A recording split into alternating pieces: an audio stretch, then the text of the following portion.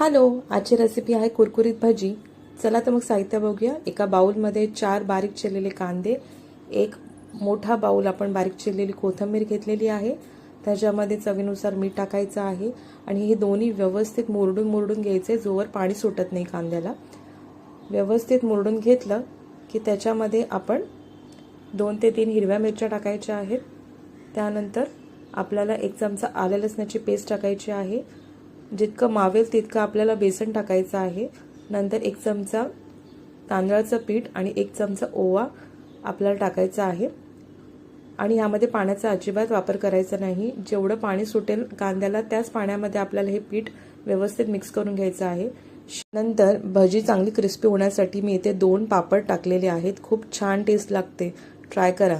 आणि शेवटला 2 चमचे गरम तेल टाकलेलं आहे. हे सगळं व्यवस्थित मिक्स करून घ्यायचं आणि गरम तेलामध्येच हे